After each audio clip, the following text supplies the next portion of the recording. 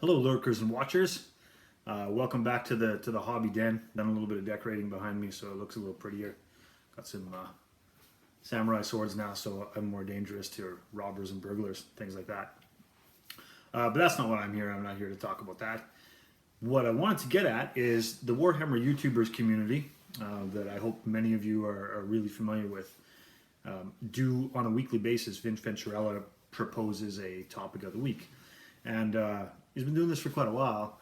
But one of the things that popped up recently was, "What is your favorite army?" And I'm always wanting to be positive when I talk about things hobby related that I document here on the channel and stuff like that. So this was one that I wanted to jump on and explain to you about that. So rather than me ramble and talk, what I'm going to do is we'll cut away right here. I'll show some pictures of my favorite army. So you'll only have to wait a few more seconds for the suspense of what that is. Enjoy.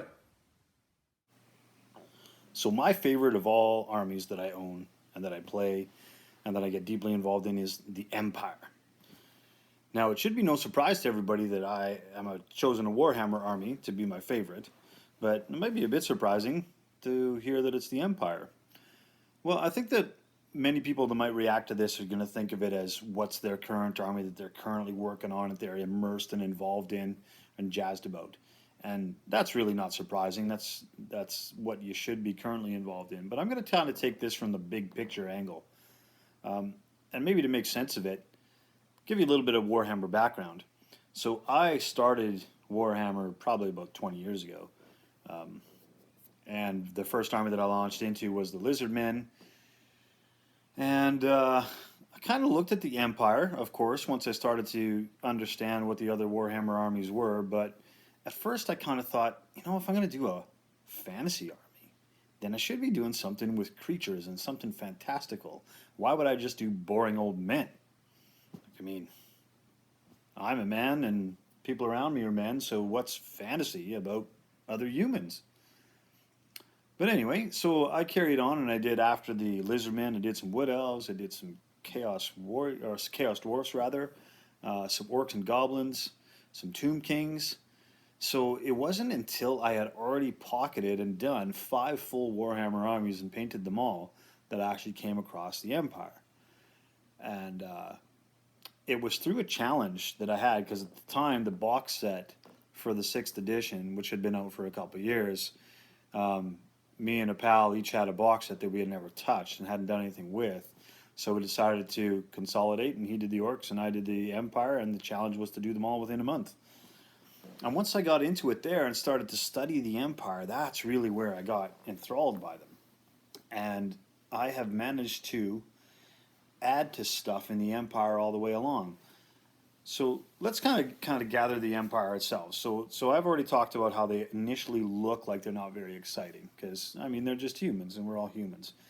Part of the daunting thing about painting those things in the first place was that you had to do faces and skin tone.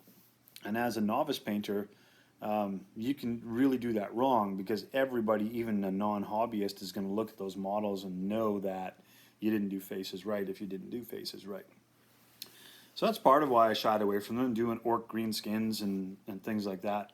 And Lizardmen flesh was way easier to manage and way easier to handle.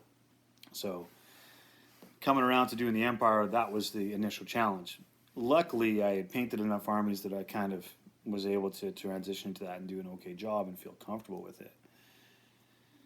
But the appeal to the Empire is all of the different livery that you get. It is backgrounded in the center of the old world, and therefore there's been lots put onto paper about them.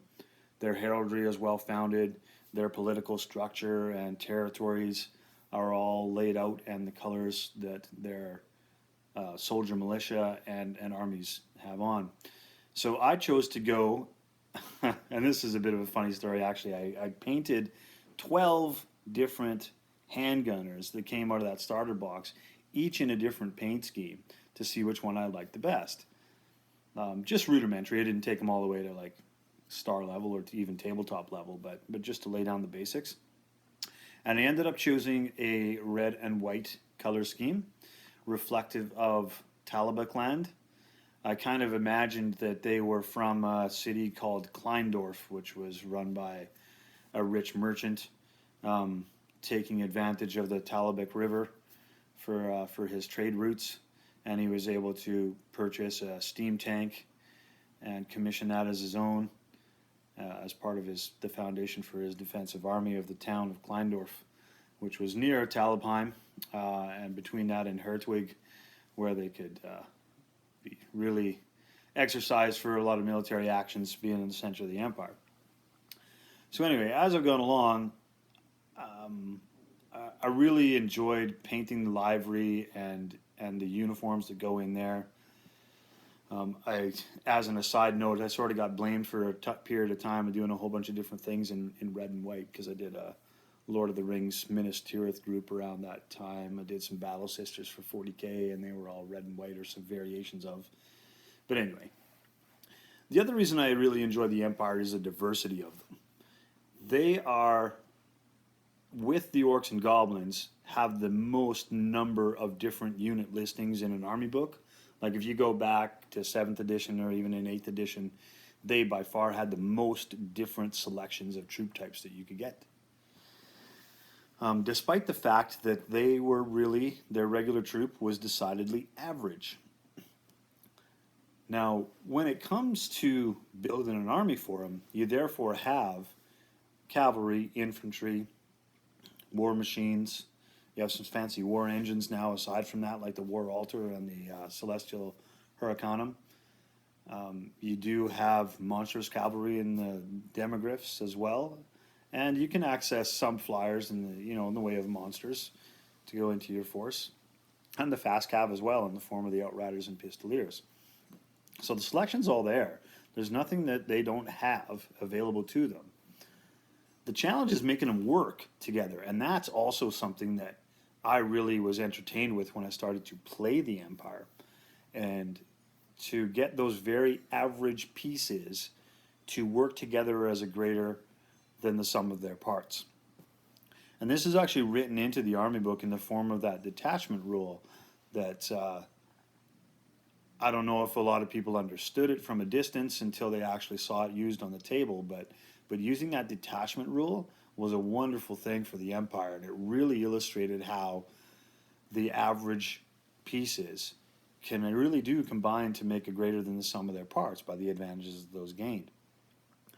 So that was a good exploration to do that, and that's another reason why I think the Empire has always been my favorite, is finding the challenge and making that work, as opposed to other armies where you just select the best units with the best stat line and put them out there and make them indestructible, or a juggernaut of force.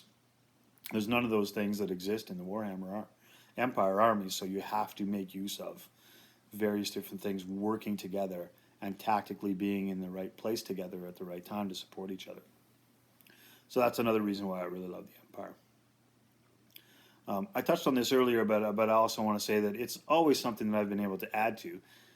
A, because, as I said, they have the greatest selection of different units in the game. But B, just simply because you can always go a little bit bigger and make that halberdier block a little larger, make that swordsman unit bigger, go with a horde of knights if you wanted to, and fit in pieces here and there. In my own collection, really the only things that I'm missing are Hellstrom rocket batteries and flagellants. But everything else is represented. I even have taken it upon myself to do a wizard for each of the 8 colleges in there, so that they can be shown off. And that was quite fun to do. Got a couple of steam tanks as well. One of the old metal ones, as well as, well, not the oldest metal one, but the old metal one, and then the recent plastic one. Love them both. Did a Celestial Hurricanum, and I actually have one waiting in the wings. It's another version of that I'm going to turn into the laser gun. What is it called? Oh, the Luminarch. That's what it is. Loads of characters as well, whether that be engineers, electrocounts, captains on Griffins, Pegasus Rider. I mean, the variety is there. So, with all that said, I think I've built my case for why the Empire is my favorite and why they're the best going. So we'll take a break there and then move on to next subject. So with a great combination of paintability, playability, challenge, and really deep, rich Warhammer background, I think I've made a strong case to why Warhammer Armies: The Empire is my favorite of all. Now, why don't we take the opportunity for you folks to tell me which is your favorite army? Don't tell me I'm wrong, because I know I'm not wrong about the Empire, but you can feel free to tell me why yours is better than mine if you want to. Also, take a look at the original topic of the week video, because also in there it'll have links to several other people's opinions about why theirs is better or why theirs is the greatest. So take the time to do that. It's a good topic to be positive about and share our thoughts. So I'm glad you stuck it out this far. We'll see you again another time.